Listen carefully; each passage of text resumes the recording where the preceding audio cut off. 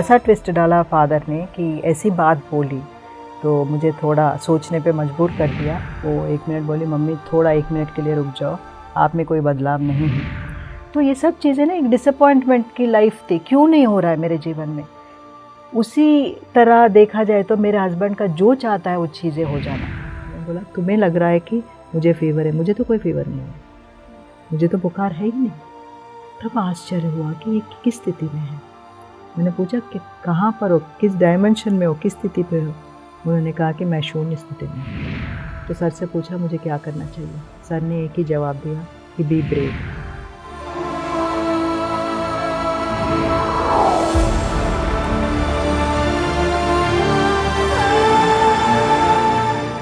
नमस्ते।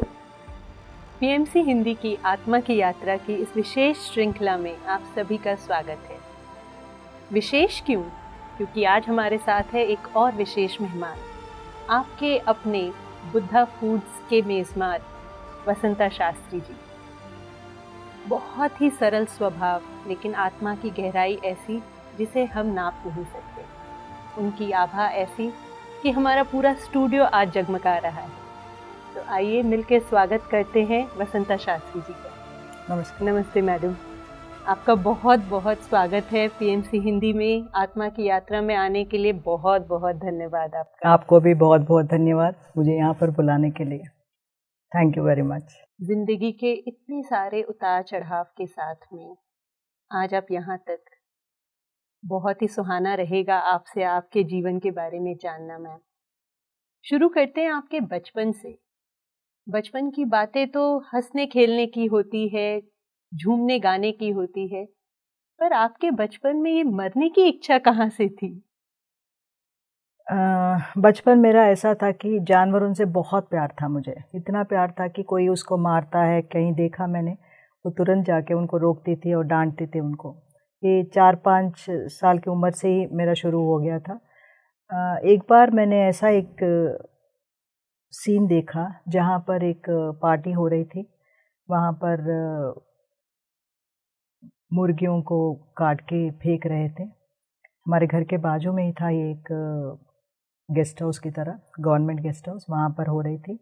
तो उनका वो तड़प देखकर मुझे पहले तो समझ ही नहीं आया वो क्या हो रहा था, क्योंकि हम ऐसे ब्राह्मण परिवार में थे, ऐसा प्रोटेक्टेड माहौल में रहते थे कि कभी एक मांस खाना भी एक चीज़ है हमें पता नहीं था। वो दृश्य देखकर बहुत विचलित हो गई मैं बहुत, क्योंकि बहुत पापा मम्मी से बहुत झगड़ा किया, मैं क्यों नहीं रोकते हो जाके, ऐसा ओपनली वो लोग जो हत्या कर रहे हैं उनको क्यों नहीं रोकते हो।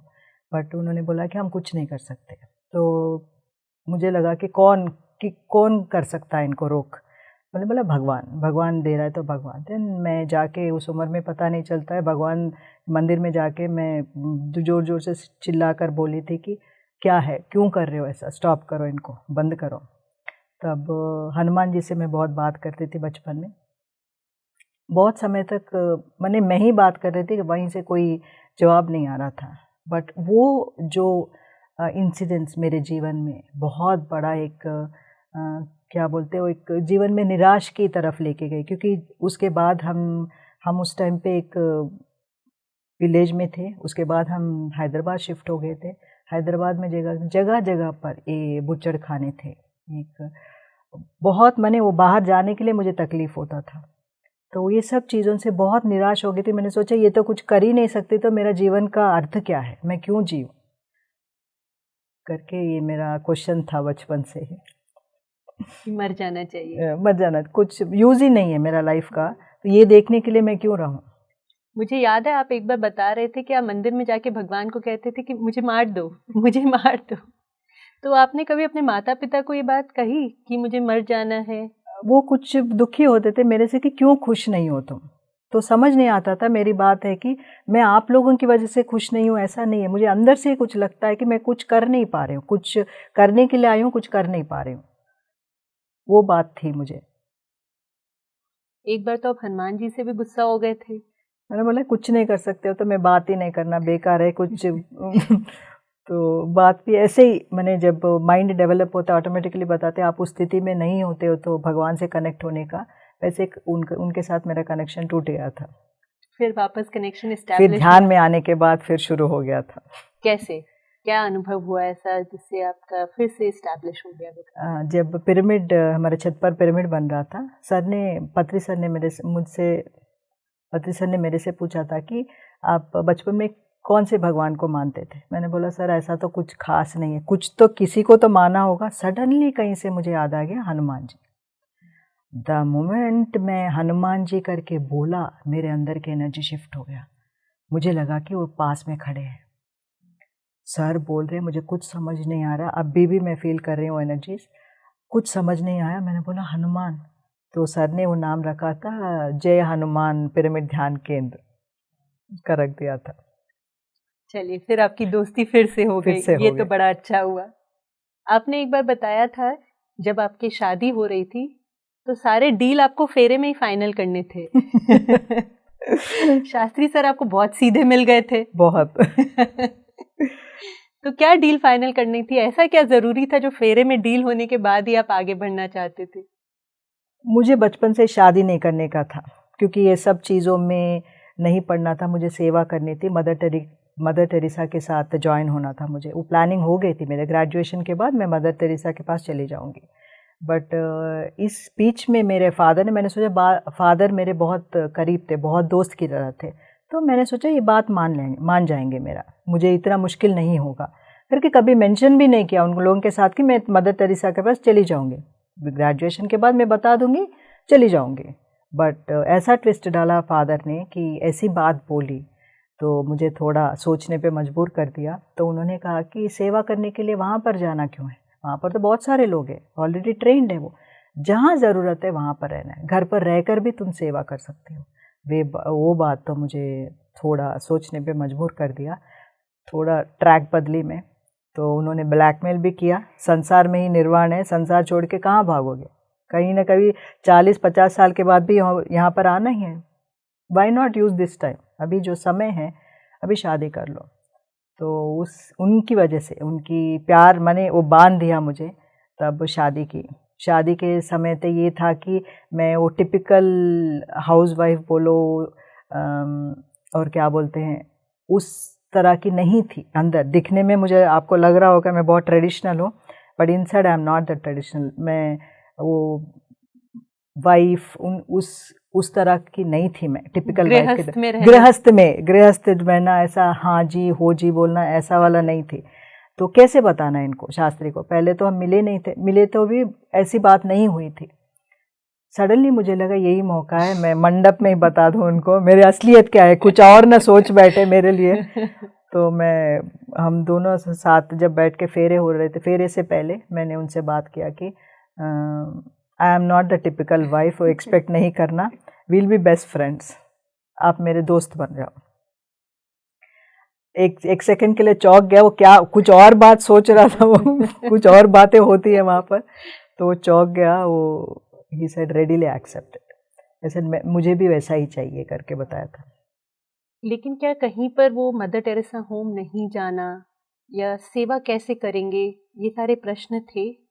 बहुत सारे प्रश्न थे, चीज़ें तो चल रही थी जिस हिसाब से चलना था, शादी हो गई, बच्चा हो गया, बट मेरे अंदर की जो तड़प सेवा भाव तो चल ही रहा था, कैसे करूं। तो जगह जगह पर गई मैं, मेरे कज़िन ने एक ब्लाइंड स्कूल खोला था, वहाँ पर कैंडल्स बना के वो बेचना, उनके जो फिज़िकल वर्ल्ड में जो सोचते हैं वो सेवा करने लगी मैं।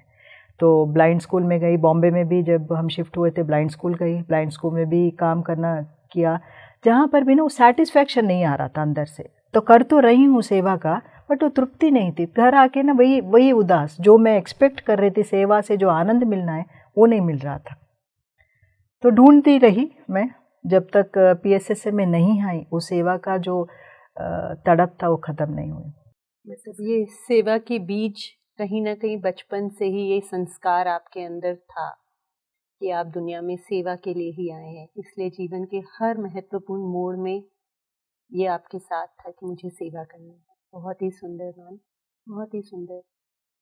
बच्चे हो गए, आप शायद जॉब भी करना चाहती थी, आप चाहती थी वो गृहस्थी नहीं चाहिए थी, तो अपने आप को आपको प्रूव करना था, तो वो क्या अनुभव था? शादी नहीं करनी थी, मुझे खुद नौकरी करना था, जो भी पैसा आया सेवा में देना था, ये सब एक प्लानिंग चली थी मेरी बचपन से ही। बट जब शादी हो गया, वो नौकरी करने की तो जुनून थी मुझे, तो जगह जगह पर मैं अप्लाई करती गई। जहाँ पर भी मेरा डिज़ाइन ऐसा हो गया था, जहाँ पर भी मैं नौकरी ज्वाइन होना था, वहाँ पर कुछ ना कुछ घर पे चीज़ हो जाती थी, मैं ज्वाइन नहीं कर पाती थी। तो ये सब चीज़ें ना एक डिसअपॉइंटमेंट की लाइफ थी, क्यों नहीं हो रहा है मेरे जीवन में। उसी तरह देखा जाए तो मेरे हस्बैंड का जो चाहता है वो चीज़ें हो जाना, मैंने एक कंपैरिजन का हो गया था। कैसे होता है, एक पर्सन का हर चीज़ जो सोचता है होता है, एक पर्सन का कुछ भी क्यों नहीं होता है। तो एक क्वेश्चंस, हर तरह के क्वेश्चंस थे जो आंसर्स नहीं मिल रहे थे मुझे। परेशान थी आप? बहुत, मैंने देखा जाए तो बहुत ही कंफर्टेबल लाइफ थी मेरी, बहुत ही अच्छा जीवन था। देखा जाए तो बहुत वंडरफुल हस्बैंड थे, बच्चे थे, बट फिर कहाँ से ये एक डिसअपॉइंटमेंट था मेरे जीवन में, वो भी समझ नहीं आ रहा था मुझे। मैंने एक कन्फ्यूजन सी लाइफ थी। जो भी करना चाह रहे थे, सेवा करना चाह रहे थे, नहीं हो रहा था। जॉब करना चाह रहे थे, बच्चे थे आपके, 2 बहुत ही प्यारी एंजल बेटियां आपके साथ थी। तो क्या वो खुशी, वो सुख उनको आप दे पा रहे थे, वो ममता आप दे पा रहे थे? क्योंकि मन तो आपका इतना अशांत था, फिर क्या वो प्रेम उनको दे पा रहे थे आप? ड्यूटी बॉन्ड तो बहुत थी, मैं बचपन से ही जो भी काम करना है 100% देना है। जब ये नौकरी नहीं ज्वाइन कर पा रही थी मैं, तब मुझे डिसाइड कर दिया कि मेरा काम यही है, जो मैं कर सकूं, इन लोगों को जो मैं 100% दे सकूं वो देना चाहिए। तब बच्चों को मैं हर एक चीज़ जो उनको चाहिए, जो इंटरेस्टेड है, वो करवाना शुरू कर दिया। स्पोर्ट्स में डाला, म्यूज़िक, डांस, हर चीज़ में कम्प्लीटली इन्वॉल्व हो गए उस टाइम पे मैंने। खुश थी आप? या उस टाइम पे थी, उन लोगों के साथ थी, जो अंदर की तड़प वो अलग स्टोरी थी। उन लोगों के साथ 100% डेडिकेट किया मैंने, डेडिकेशन के साथ ही किया। बचपन में आप वीणा सीख रहे थे, तो क्या बहुत लगाव था आपको अपने वीणा से, या बस यूं ही सीख रहे थे? म्यूज़िक से बहुत लगाव था, म्यूज़िक बहुत पसंद थी, बट मुझे वायलिन सीखना था। मम्मी को पसंद थी वीणा तो वीणा खरीद कर दे गई। बट मुझे बहुत अच्छे गुरु मिले बचपन से ही, टीचर्स मिले वीणा के। तो बट यही है कि मेरा फादर का ट्रांसफरेबल जॉब था, 2-2 साल में टीचर बदलती गई, तो 2-2 साल में फिर नई सरी से शुरू करना पड़ता था। तो आपका बेस स्ट्रांग होता गया बहुत स्ट्रांग होता गया। मैं अपने दर्शकों को बताना चाहूंगी, एक लंबे गैप के बाद बहुत दिन तक इन्होंने वीणा को हाथ भी नहीं लगाया था, और फिर जब इनके बच्चे बड़े हो गए, फिर से अपना वीणा का अभ्यास इन्होंने शुरू किया। और कहीं ना कहीं वो बचपन की ट्रेनिंग उस समय बहुत काम आई होगी। बहुत हेल्प किया, क्योंकि बताते हैं कि वीणा इंस्ट्रूमेंट जो भी है आपको चुनती है, आप इंस्ट्रूमेंट को नहीं चुनते हो। ऐसा ही वीणा हर जगह जहाँ पर भी हमारा ट्रांसफ़र होता गया, वीणा हमारे साथ चलती गई, वीणा हमारे साथ ही थी। तो मुझे बहुत बार सोचा कि मैं किसी को गिफ्ट दे दूँ, ये कोशिश भी किया, किसी को लेने के लिए तैयार नहीं थे वो। तो तब मुझे लगा कि मेरी मम्मी ने पूछी क्या प्रॉब्लम है तुम्हें वीणा रखने से। मुझे गिल्ट फीलिंग होता था, मैं बजा नहीं पा रही हूँ, क्योंकि रख के क्या करोगे, तो बजाने की चीज़ है। तब सडनली एक दिन ध्यान में आने के बाद ही मुझे पता चला, जब सब लोग बाजा रहे थे तो अंदर से आवाज़ आई कि अभी क्यों ना स्टार्ट करो, क्यों वेट कर रहे हो। तुरंत ही मैंने एक फ़ोन घुमाया, एक टीचर थी, कौन कौन टीचर्स है दिल्ली में, देखा तो सरस्वती राजगोपालन जी, ऑल इंडिया रेडियो के बहुत बड़े मशहूर आर्टिस्ट है वो। तब सोचा कि उनको कॉल किया, ये भी डाउट नहीं था कि वो मुझे सिखाएगी नहीं सिखाएगी, कुछ नहीं था। तो उनको कॉल कर दिया, तुरंत उन्होंने बोला हाँ आपको इंटरेस्टेड है तो आ जाओ। मैंने बोला मेरी उम्र इतना है, मैं सीख सकती हूँ अभी, इंटरेस्ट की बात है, उम्र से क्या लेना देना। वाह, जो बात पत्री सर कहते हैं वही बात ये भी कह रही है। तब तुरंत शुरू कर दिया मैंने। तब से आई थिंक 5 साल से मैं दोबारा वीणा शुरू कर दिया है। बच्चे बड़े हो रहे थे, अपने जीवन में व्यस्त हो रहे थे, आप अपनी तलाश कहाँ कर रहे थे तब? आई थिंक हर एक फीमेल के जीवन में ये समय आता है जो बीच का 40 to 40+ में जो जीवन होता है, थोड़ा मुश्किल है। जब तक आध्यात्मिकता नहीं है उसके जीवन में, अगर पूजा पाठ में भी ज़्यादा इंटरेस्ट नहीं है, उनकी लाइफ में बहुत कन्फ्यूजन चलता है। उसी समय मेरा भी ऐसा ही था, पूजा पाठ ज़्यादा कर नहीं पा रही थी, और एक रास्ता मुझे अंदर जाने की रास्ता जो ढूंढ रहा था वो भी नहीं मिल रहा था। तो बहुत वो कन्फ्यूजन पीरियड चल रही थी मैं। तो बच्चों के साथ तो मैं उनको क्लासेस लेके जाने वो सब तो कर रही थी, बट मेरे अंदर ही चल रहा था कि मेरा अंदर की खोज क्या है, मेरा लाइफ पर्पस क्या है, मैं किस लिए धरती पर आ रही हूँ, ये क्वेश्चन तो चलता रहा मेरा। ये तलाश कहाँ ख़त्म हुई? ये तलाश जब ख़त्म हुई, जब हम ध्यान में जुड़े थे, ध्यान प्रचार कर रहे थे, तब मेरी तलाश कि मैं किस लिए पैदा हुई हूँ, ये कंप्लीट हो गया है। इसी दौरान शास्त्री सर की तबीयत बहुत ज़्यादा ख़राब हो गई थी, बताना चाहेंगे दर्शकों को उसके बारे में? तो जब हम उस समय दिल्ली पे थे, शास्त्री जी HCL कंपनी में काम कर रहे थे, सडनली अचानक उनके सर में दर्द होने लगा और वो दर्द इतना बढ़ गया कि उनको न्यूरोलॉजिकल प्रॉब्लम हो गया, ब्रेन में क्लॉट्स हो गए थे, लेफ्ट हैंड साइड पैरालिसिस। ऐसा करते करते 3 साल ऐसे उसकी शरीर तकलीफ़ें बढ़ती गई, एक एक दिन एक एक कॉम्प्लिकेशंस बढ़ता गया। बहुत स्वस्थ इंसान था, कभी भी उनको कभी प्रॉब्लम नहीं थी। ये अचानक होना, और बच्चे उस टाइम पे यंग थे, कैसे जीवन जीना है, क्योंकि डॉक्टर तो जवाब दे दिया था कि ये तो लाइफ लॉन्ग मेडिसिन लेना है उनको, ये जो मार्केटिंग नौकरी ये कर रहे हैं वो नहीं कर सकते। तो समझ ही नहीं आ रहा था कहाँ मैंने नेक्स्ट स्टेप क्या है, कौन आंसर बताए कि सडनली चीज़ें क्यों होती है, बीमारी क्यों आती है, ये सब क्वेश्चंस मेरे अंदर चलते गए। तब डॉक्टर ने सलाह दी कि आप ध्यान भी करो, थोड़ा आपको शांति मिलेगी। वो ध्यान वर्ड को मैंने पकड़ा, क्योंकि उससे पहले भी हम 1 साल सहज योगा कर चुके थे। सहज योगा में एक गुरु था, गुरु के सामने झुकना, ये सब चीज़ें थी, तो पसंद नहीं आया, हमने छोड़ दिया था। तब फिर ध्यान बताया, तो उन्होंने आर्ट ऑफ लिविंग कर रहे थे, तो उन्होंने बताया कि आप यहाँ पर चले जाओ। हमें घर के पीछे बहुत सारे सेंटर्स थे, मैं वहाँ पर गई, तो मुझे इतना पसंद नहीं आया, तो वापस आ गई। तब मैंने सोचा, क्योंकि उस समय तक मैंने बहुत सारे पैसा खर्चा किए, टेंशन भी बहुत झेले, क्योंकि जगह जगह पर जाते थे, एस्ट्रोलॉजर के पास गए, हीलर्स के पास गए, हर तरह का मैंने जैसा जितना पैसा खर्चा करना था कर लिया था। तो एक स्थिति आ गई थी, अभी इसके ऊपर और कुछ नहीं, मैं घर बैठे मुझे जो चाहिए वो मिलना है। ऐसा सोच आते ही, ऐसा कोई भेजा हो, भगवान हमारे पास भेजा हो, ये ध्यान हमारे पास आ गया। जब ध्यान पहली बार शास्त्री गया था, इंदरपुरी में एक सेंटर थी, वहाँ पर गया था, क्योंकि मैं तो इतना निरुत्साह थी जीवन से, मैंने बोला मैं जाऊँगी, कुछ मेरा एक परसेप्शन होता है इसके पीछे, तो मैं नहीं जाऊँगी, आप अकेले चले जाओ। तो जाके देख कर आना। जो पहली सिटिंग में वो बैठ के जो ध्यान करके घर आया, उसके चेहरे में वो रौनक देखी, तब एक उम्मीद सी जाग उठी, yes some change is going to happen. हमने शास्त्री सर को बिल्कुल स्वस्थ देखा, तो ये पैरालिसिस कहाँ गया सब कुछ? ध्यान से चमत्कार। जब ये करना शुरू कर दिया शास्त्री ने, वो वहाँ से पिरामिड भी लेकर आए, पिरामिड 2x2 का पिरामिड लेकर आके घर पे टंगाया था, तो रोज़ वो ध्यान करता था। मैं ऑब्जर्व करते थे उनको सुबह जब भी, क्योंकि नींद तो रात को इतनी आती नहीं थी उनको, 2 बजे 3 बजे जब भी उठते थे, वो पिरामिड के नीचे बैठ के ध्यान करता था। ऐसा करते करते 6 महीने में अपने आप ही, क्योंकि 12 से 13 गोली लेता था, अपने आप ही छोड़ दिया। मैं एक बार क्वेश्चन करी, क्योंकि सबका अनुभव था वहाँ पर कि सर दर्द से लेकर कैंसर ठीक हो जाता है, दवाई लेने की ज़रूरत नहीं है, नो डॉक्टर नो मेडिसिन करके, ये तो इन्फॉर्मेशन था, बट वो दूसरों का अनुभव है। मैंने बोला जब आपको अंदर से लगता है तभी छोड़ना, तो अभी तक वो डॉक्टर के पास भी गया नहीं है, तो अपने आप ही मेडिसिन छोड़ दिया। ये एक हमारे जीवन में एक मिरेकल था, इमेजिन नहीं कर पाते, क्योंकि मेडिकल हिस्ट्री में कोई बता नहीं सकता जब ब्लड थिनर लाइफ लॉन्ग लेने की मेडिसिन होती है, तो ऐसे ही छोड़ दिया वो घर बैठे।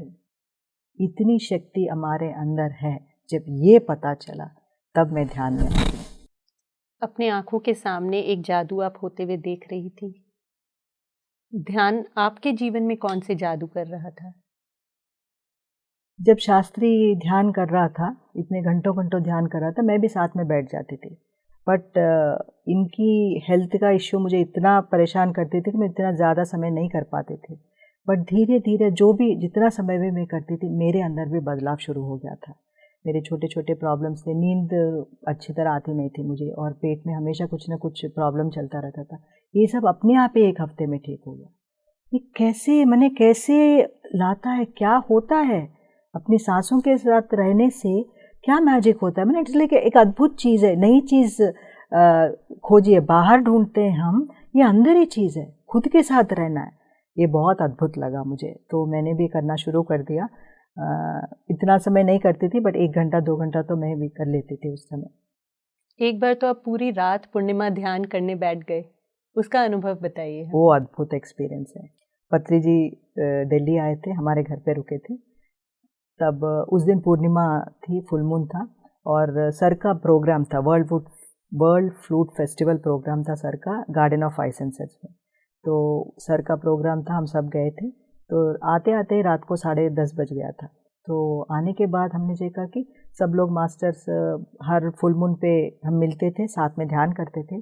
तो मैंने कभी नहीं किया, मैं 1 घंटा 2 घंटा रात को 12 बजे सो जाते थे। बट उस दिन क्या हुआ कि GK सर, हमारे सीनियर मास्टर जो हैं, साउथ से बहुत सारे लोगों को लेकर आए थे उस दिन। तो वो भी सेंटर पे आ गए थे। रात को शुरू हुई थी, हमारे 11:30 से शुरू किया हमने सेशन। पूरे छत पर गए थे हम, फुल मून था, पूर्णिमा की मैंने अद्भुत सुंदरता वहाँ पर, चांद माँ का सुंदरता था।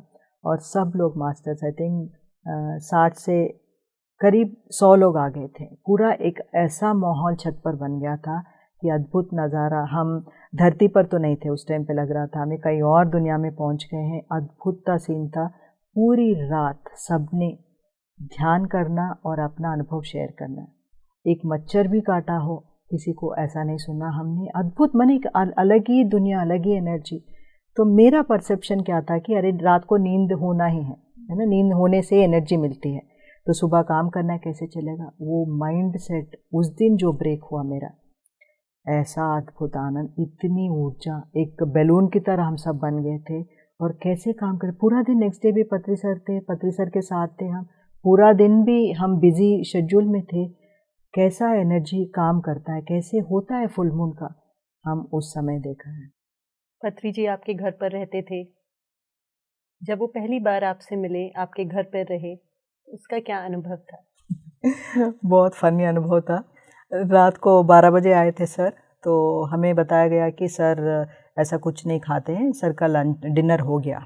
तो मैंने सोचा गुरु है तो क्या पियेंगे, दूध या फल रेडी रखी थी। तो सर को आके पूछा, सर आप क्या लेंगे, दूध या फल। सर हंसने लगे ज़ोर ज़ोर से, दूध या फल, आई वांट आलू फ्राई। आलू की सब्ज़ी बना के लाई है। तब बहुत आश्चर्य, मैंने हर एक चीज़ सर के, जो हमारे माइंड में जो परसेप्शन थे गुरु के, वो सब ब्रेक होने लगे। तब रात को आलू फ्राई खाए थे सर। आपको बहुत डांट भी पड़ती थी ना पत्री सर से? हाँ, 1-2 बार बहुत डांट पड़ी। इस सर वो सीखने का ही है, हर चीज़ सिखाते हैं सर अद्भुत तरीके से। एक दिन ऐसे ही फर्स्ट टाइम था, हमने आजू बाजू दोस्तों को बुलाया, सर आ रहे हैं मिलने के लिए। बहुत सब नए लोग थे ध्यान के लिए भी, और एक उत्सुकता कि उन लोगों को गुरु से मिलना है। और हमसे बहुत ज़्यादा प्रभावित थे वो लोग। मैंने वो सोचते कि इतना सर्विस आप कर रहे हो सब करके। वो सब लोग आ गए थे, मैं सर्व कर रही थी, इडली वड़ा सांबार ये सब बनाया था, सबको मैं प्लेट में सर्व करके दे रही थी। तो खूब डांट पड़ी सर ने, आप कौन हो उनको डालने वाले, उनको जितना चाहिए वो लेंगे, आप कैसे बता सकते हो वो 2 इडली लेंगे 2 वड़ा लेंगे, आप नहीं सर्व कर सकते। वो पूछिए आपको, उन्हें जितना चाहिए उतना देना है। जो जनरली हम जो प्लेट भर के जो देते हैं वो नहीं करना, थोड़ा थोड़ा जिनको जितना चाहिए उतना सर्व करके देना है। सेंटर बना, ध्यान केंद्र शुरू हुआ, ये भी पहले ही आपके ध्यान में आ गया था, ये अनुभव भी? मुझे ध्यान में कोई अनुभव होते नहीं थे, पर एक दिन ऐसा सेंटर का पूरा विजुअल आ गया था कि कोई दिखा रहा हो मुझे कि सेंटर ऐसा होता है, क्योंकि तब तक मैंने कोई सेंटर नहीं देखे थे। इंदरपुरी में था, वो यंगस्टर्स चला रहे थे, वो उसका अलग लुक था। हमें चाहिए तो एक सेंटर में, एक दिल्ली के सेंटर में एक सेंटर चला रहे हैं, उसका कुछ कैसे होना चाहिए, लोगों को कैसे मैंने अट्रैक्ट करता है सेंटर करके, वो सब जानना था। तो अचानक सडनली मुझे विज़न आ गया कि ऐसा होगा सेंटर। तो जगह कहाँ पर सोफ़ा रखना है, कहाँ पर पोस्टर रखना है, कहाँ पर पिरामिड्स रखनी है, ये सब विज़न आ गया था। तो वैसा ही सेंटर बना। सेंटर खुलने के बाद आपका अपना जीवन का अनुभव बदलता गया, क्या बदलाव थे? पहले तो मैं सोचती थी कि मैं कैसे सिखाऊंगी लोगों को। फर्स्ट मेरा खुद के बारे में था कि मैं तो कुछ बनूं तब जाके सिखाऊं। पर पत्री सर ने बोला जितना आपको आता है, ये आता है ये सिखाओ, बी आता है बी सिखाओ, आपका काम है ध्यान बताना। उसके लिए जो बंदा जो आया है वो जो सीखना है वो सीख के अपने आगे बढ़ेगा, आपका काम है ध्यान सिखाना। तो शुरुआत में थोड़ा डर लगता था, बट धीरे धीरे ये भी खुल गया कि हमारा काम है, इसीलिए हम तो सेंटर चला रहे हैं कि ध्यान सिखाना है सबको। तो वैसा करते करते तरह तरह के लोग आते थे, जो भी आते थे थर्ड आई मास्टर थे। ज़्यादातर जो सेंटर में आए हैं थर्ड आई मास्टर से, आपने देखा होगा आशा मैडम भी वहीं से है, नलनी कमल मैडम भी वहीं से है। तो इन सब का अनुभव, ध्यान अनुभव सुन के मुझे थोड़ा डाउट आता था खुद पर कि ये इतने अनुभव इन्हें हो रहे हैं, मुझे क्यों नहीं हो रहा है। तो शास्त्री को भी थर्ड अनुभव बहुत आते थे, तो मुझे खुद पे डाउट आता था कि क्यों मुझे अनुभव नहीं हो रहे, कुछ तो दिखे, कुछ तो हो जाए। तो एक बार हिम्मत करके सर से पूछा मैंने, सर ये क्या चीज़ है, फिर लोगों का अनुभव से क्या हम बताना है, क्यों मैं कैसे बता सकते उनको, एक्सप्लेन कर सकते हूँ इसके बारे में। सर ने बोला आपको एक्सप्लेन करने की कोई ज़रूरत नहीं है, वो जो अनुभव देखा है उनका अनुभव है, आप पिछले जन्मों में ये अनुभव हो गया है, फिर दोबारा आपको ये अनुभव नहीं आएगा। ये बिलीव करना थोड़ा मुश्किल था, बट यही सच है, सर जो बात बोलते हैं वो सच है, धीरे धीरे मुझे समझ में आ गया है। डिसअपॉइंटमेंट्स, निराशा हमेशा से आपके साथ थी, अनुभव नहीं होना भी एक निराशा थी, लेकिन कहीं ना कहीं एक ईगो भी आपका बन रहा था कि अब इतने लोगों को आप ध्यान सिखा रहे हो, ध्यान केंद्र चला रहे हो। क्या था वो एहसास, क्या था वो इतने दिन बाद, इतने सालों बाद, जीवन में निराशा के बाद कुछ अच्छा हो रहा था? ईगो की बात नहीं थी, बट एक तृप्ति थी, जो पर्पस के लिए हम आए हैं वो तो कर रहे हैं, क्योंकि हर चीज़ अपने आप जो हो जाता है, ऐसा नहीं कि आप कर रहे हो, ये तो अनुभव पहले ही हो गया था। बहुत सारे अनुभव भी इसके बाद हुए हैं कि you are not the one who is doing it, तो आपके द्वारा हो रहा है चीज़ें। तो ईगो की बात नहीं थी, ये तो हर बार एक एक सीख ही रहे हैं, ईगो आने की चांस ही नहीं थी। बच्चे कर रहे थे ध्यान? बड़ी वाली नहीं करती थी शुरुआत में, तो 2 साल के बाद वो ध्यान में आई। ध्यान अच्छा चल रहा था, केंद्र अच्छा चल रहा था, बहुत लोग आ रहे थे, आपको जान रहे थे, आपको कैसा लगता था अपने बारे में? लोग बताते कि आप इतना सेवा कर रहे हो, इतना इतना पॉजिटिव हो आप, ये सब कहते थे, बहुत अच्छा लगता था। मैं भी लगता था कि हम चेंज हो गए हैं, पर ये घर जाकर मैं बड़ी बेटी के साथ बताती थी कि लोग बता रहे इतना सेवा कर रहे हो, I am become very positive. वो 1 मिनट बोली, मम्मी थोड़ा 1 मिनट के लिए रुक जाओ, आप में कोई बदलाव नहीं है, कि जो हो रहा है वो जो लोग बता रहे हैं वो सब सुपरफिशियल है। ये बात बहुत चुभी 1 सेकंड के लिए, क्योंकि मुझे लग रहा था बहुत चेंजेस आ गए मेरे अंदर, बट ऐसा नहीं था, क्योंकि घर वालों को पता चलता है हमारे अंदर चेंजेस, फर्स्ट वो पकड़ लेते हैं हमारे अंदर जो बदलाव हो रहा है। तो वो बात मुझे सोचने में बहुत मजबूर कर दिया।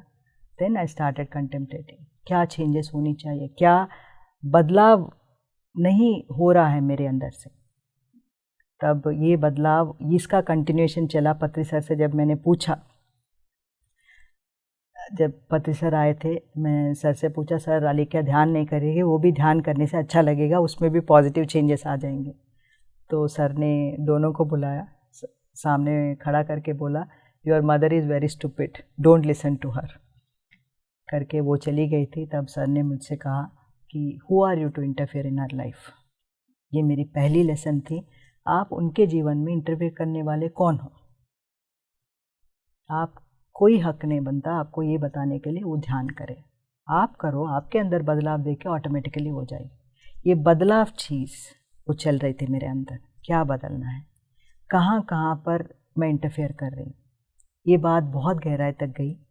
तब मैंने एक ब्रेक, एक बोलते हो 3 दिन ऐसा पिरामिड के नीचे बैठकर ध्यान करके अपने आप को सोच रहे थे मैं कहाँ कहाँ पर इंटरफेयर कर रही हूँ बच्चों के जीवन में। ऐसा तो सोच रही हूँ कि मैं बहुत मॉडर्न बने बच्चों के साथ फ्रेंडली बिहेव कर रही हूँ, बट कहीं तो वो फील नहीं कर रहे हैं। हम सोच सकते हैं कुछ भी, हम बहुत बदल गए हैं सर, बट वो फील नहीं कर रहे। वो बात मैं अंदर तक गई, तब पता चला कहाँ कहाँ पर मैं उसके साथ इंटरफेयर कर रही थी। हर बात पे एक टिप्पणी होती थी, ऐसा करो वैसा करो। तो इस बात से ये पता चलता था कि मैं परफेक्ट हूँ, मैं सही हूँ, मुझे अच्छी तरह हर चीज़ मालूम है। वो जब जान गई हूँ उस दिन यू कैन से मेरा एनलाइटनमेंट डे था। तब उस टाइम पे अलेख्या CA चार्टर्ड अकाउंटेंसी कर रही थी और वो इंटर्नशिप के लिए बॉम्बे चली गई थी। बोली मम्मी मैं यहाँ पर नहीं रहूँगी, मुझे इंटरफेरेंस बर्दाश्त नहीं हो रहा है। वो चली गई बॉम्बे। तो जब बॉम्बे जाने के बाद वो 3 दिन मेरा जो खुद के ऊपर प्रोजेक्ट था, खुद के अंदर देखने की जो प्रोजेक्ट थी, वो बहुत सफल रही। आज मैं जो भी हूँ, जो भी अंदर बदलाव आए हैं, वो जो मेरा अंदर का जो चीज़ निकला है बिकॉज ऑफ मेडिटेशन, जो अंदर की बदलाव है, खुद को देख पाई मैं कहाँ कहाँ गलतियाँ कर रही थी। तब मेरे अंदर के बदलाव देखते ही अलेख्या दिल्ली वापस आ गई। वो इतनी खुश थी, मेरे अंदर की बदलाव देखकर वो ध्यान में आ गई। कौन सी सबसे बड़ी बात थी जो आपको लगी आप गलत कर रहे थे? टोकना हर चीज़ पे। अगर बाहर जा रहा है तो टोकना, अभी जाना ज़रूरी है क्या, अभी कुछ खाना, उनकी पसंद की मनपसंद खाना खा रहे हो तो अभी ऑर्डर करना ज़रूरी है ना, हर चीज़ पे वेर एक डिसिप्लिन तरह थी, फ्लेक्सिबिलिटी थी बट एक तरह का डिसिप्लिन था। तो वो मैं छोड़ दिया। आपके अंदर सफाई का भी कीड़ा था? बहुत। वो कीड़ा कैसे निकला? बहुत ही ज़्यादा था, क्योंकि एक ऑब्सेशन होता है, क्योंकि हर एक ये पेरेंट्स से हम ले लेते हैं। मेरे मम्मी भी ऐसी ही थी, मेरी बहन को भी यही था कि मुझे भी वो आ गई, क्योंकि घर सफाई नहीं हो, घर साफ़ नहीं हो तो बर्दाश्त नहीं होता, इरिटेशन हो जाती थी। तो वो भी ब्रेक किया, वो भी खुद को ही, क्योंकि जहाँ जहाँ पर जो ध्यान, ऐसा ध्यान में जो शक्ति है, जहाँ जहाँ पर जो एक्सट्रीमिटीज़ है वो निकाल देता है, उसमें उतनी शक्ति है। तो मेरा वो भूत भी निकल गया, वो सफाई का भूत भी। अत्यधिक कुछ भी गलत है, हमने जाना वसंता जी से। एक सामंजस्य बनाना, फ्लेक्सिबिलिटी लाना हमने जाना आपसे। आपके घर के ऊपर दिल्ली का सबसे सुंदर पिरामिड आया, कैसे हुआ ये सब? जब 4 साल सेंटर चलाया था तो सडनली हमें लगा कि ये सेंटर का काम ख़त्म हो गया है, कुछ नया चाहिए। क्योंकि साउथ में जहाँ पर देखते हैं हम, हर जगह पर माने कितने सारे हज़ारों पिरामिड्स हैं। तो दिल्ली पे भी एक ऐसा सेंटर होना चाहिए वे लोगों को पता चले पिरामिड क्या होते हैं, पिरामिड एनर्जी क्या होती है। तब सर से हमने बात किया तो सर ने तुरंत बोला छत पर बनाइए। आश्चर्य की बात यह है कि हमने शुरुआत में भी सोचा था पिरामिड बनाएंगे ऊपर, बिल्डिंग वालों ने कभी हाँ नहीं कहा था, पर जब सर ने बताया कि पिरामिड बनाइए, सब ने हाँ कर दिया। सो तुरंत ही बन गया दिल्ली में पहली ध्यान पिरामिड। बहुत ही सुंदर है आपका परिनिर्वाण ध्यान पिरामिड। परिनिर्वाण ध्यान पिरामिड, ये नाम कैसे पड़ा? तो सर ने जैसे बताया था, पहले ही जय हनुमान पिरामिड ध्यान केंद्र लगाया था। तो बच्चों ने सब जो सेंटर पे आते थे वो बोला है कि आंटी हम तो हमारे फ्रेंड्स को तो नहीं ला सकते, वो सोचेंगे कि मंदिर लेके जा रहे हो हमें, तो चेंज करना इस नाम को। तो हमने सडनली उनको ही सजेस्ट किया आप ही बताओ नाम। तो हमारे नोएडा में रामू करके एक मास्टर था, उन्होंने सजेस्ट किया नाम, तो परिनिर्वाणा बहुत अच्छा लगा, तब हमने वो नाम चेंज कर दिया। पिरामिड में बहुत से लोग आते थे, बहुतों की जीवन की आध्यात्मिक शुरुआत उस पिरामिड से हुई। आपने क्या सीखा? इतने साल की यात्रा आपके सामने हो रही थी, इतने साल के अनुभव और लोगों के, आपके लिए क्या अनुभव था उसमें? एक तृप्ति, आत्मा आनंद कि हम कुछ काम आ सके। हम जो शुरुआत से जो मेरा सोच था कि कुछ करें, सोसाइटी के कुछ करना है, एक ही एक चीज़ है, जब पिरामिड बनाएं, ध्यान सिखाएं बस, और इससे ज़्यादा और दूसरों को हम कुछ नहीं दे सकते। आत्मनिर्भरता। उस पिरामिड में होने वाले कुछ जादू, कुछ मिरेकल्स के बारे में हमें बताइए। कई लोग कैंसर को क्योर किया, डिप्रेशन, सर दर्द, डायबिटीज़, ये सब तो आम बात है, अपने आप एक क्योर हो जाता थे। But main thing is relationships में हमने देखा कि बहुत सारे बदलाव हमारे में। देखिए हमारे फैमिली में ही बच्चों के साथ मेरा कैसे रिलेशनशिप बहुत अच्छी तरह हो गया है। ऐसे कई लोगों के जो पति पत्नी में हो, बच्चों में हो, जो तनाव था वो दूर हो गया है। आप पब्लिक में बहुत कम बोलती थी, पब्लिक में सामने आना बहुत कम था। फिर चंडीगढ़ में एक कार्यक्रम हुआ जहां आप वक्ता थी। कैसे हिम्मत जुटाया आपने? ये अनदर मेरा ट्रांसफॉर्मेशन स्टोरी है। तो हरप्रीत मास्टर, चंडीगढ़ के मास्टर हरप्रीत ने मुझे बताया था कि मैडम आपका क्लास रख रहे हैं वहाँ पर। तो इमीडिएटली बोला कि नहीं, तो तुरंत ही मुंह से निकलता था कि नहीं नहीं नहीं, मेरा क्लास मत रखना, मैं नहीं बोल पाऊँगी। नहीं बोला, मैडम आपका नाम छप चुका है, आप फ़ोटो भी डाल दिया हमने, तो आपको बोलना पड़ेगा। वहाँ से शुरू हुई मुझे क्यों झिझक है बात करने में। एक क्वेश्चन आ गया, क्या होता है जो नॉर्मली सेंटर में जो बताते हैं वही स्टेज के ऊपर बोलना है, क्या क्या प्रॉब्लम है मुझे करके। बहुत खुद के साथ ही थोड़ा गुस्सा हो गया था मुझे, क्या प्रॉब्लम है। तो पिरामिड में जाकर ध्यान कर लिया। ध्यान में बैठी थी, तो मेरा लाइफ पर्पस क्या है वही तो बताना है, क्या बताना है हमें। तो मैं ध्यान में बैठ गई थी, तो पूरा कोई मुझे ऐसा वीडियो दिखा रहा था मेरा जीवन का कि कहाँ से वो जो मैंने बताया अभी वेजिटेरियनिज्म का, एनिमल्स के साथ काम करने का, मेरा पूरा जीवन किसी ने ना कैसा एक मूवी की तरह दिखा रहा था। बहुत अद्भुत आनंद हुआ कि ये सब मेरा था, क्योंकि मुझे इतना याद नहीं रहता एक्सपीरियंस, जो भी हुआ हो ये हो इतना याद नहीं रहता। बट वो मूवी चलने के बाद एक कॉन्फिडेंस आ गई, मेरा लाइफ पर्पस ये है, तो ये शेयर करना है। एनिमल्स का जो मेरा एक्सपीरियंस है वो दूसरों के साथ शेयर करना है, बस उतना ही है करके। मैं प्रोग्राम हो गया था, मेरा क्लास होने के बाद 2 लेडीज़ आकर इतना रोए, वो नॉन वेजिटेरियंस थे, रो के हक करके बोला मैडम आज से हम नॉन वेज छोड़ रहे हैं। वो मैंने एक कॉन्फिडेंस दिलाने वाली बात है, जो आप दिल से बोलते हो, दिल से बात करते हो, वो लोगों को छू लेता है। मैं महसूस कर पा रही हूँ सुख को, वो आनंद को, वो जो मुर्गियाँ आपने कटते हुए देखी, शायद उनका मुस्कुराता हुआ चेहरा अब सामने दिखा होगा। बहुत ही अच्छा था। आम घरों में इसकी उसकी बातें होती है, लेकिन आपका तो पूरा घर ध्यानी है। बच्चे ध्यानी, पति ध्यानी, घर केंद्र था ध्यान का, जहाँ दिन रात मैंने भी अपनी ध्यान की यात्रा उसी पिरामिड से आरंभ की। तो क्या बातें होती थी घर पे? क्या केवल ध्यान ही था या ध्यान में ही इतना आनंद था? क्या था? तो अभी तो एक हमारा एक फैमिली नहीं है, एक फ्रेंड्स है, चारों फ्रेंड्स एक घर में रह रहे हैं, ऐसा स्थिति हो गया था ध्यान करने के बाद। हम स्वाध्याय के बारे में और अपना एक्सपीरियंसेस जो हुआ है और क्या सीखना है हमें, घर पर यही बातें होती थी। तो पूरा परिवार जब ध्यान करता है, एक अद्भुत आनंद में वो सब जीते हैं, क्योंकि वो फैमिली नहीं रहता तब, तो एक फ्रेंड्स हो जाते हैं, जो फ्रेंड्स में कोई रोक टोक नहीं होता, जजमेंट नहीं होता, इंटरफेरेंस नहीं होती। ये एक अद्भुत अनुभव है अपने आप में। क्या सबको सही सारी बातें एक जैसी लगती थी? 4 लोग ध्यानी हैं, ध्यान के अनुभव अलग अलग है। क्या सब अग्री कर जाते थे एक ही बात पर कि हाँ ऐसे डिसीजन लेना क्या आसान हो जाता था? कुछ बातों में डिफरेंस ऑफ ओपिनियन होता था, ओपिनियन ही डिफरेंट था, बट वो बात को हम सब कैसे मोल्ड करके, जो भी प्रोग्राम हो, हम जगह जगह पर जो प्रोग्राम्स हो रहे हैं उन सब के लिए वो डिस्कशन होते थे, हेल्दी डिस्कशन। उसमें जो जो पॉइंट्स लेना है लेना, ऐसा नहीं है कि दूसरों की बात नहीं सुनना, ऐसा नहीं है, बट सबके बातों को लेकर, साथ में लेकर वो डिसीजन होता था। बच्चे छोटे हैं, उनका क्या सुनना है, ऐसा नहीं था। ईच इंडिविजुअल, तो उसके लिए सर ने एक बहुत अच्छी सीख दी है मुझे।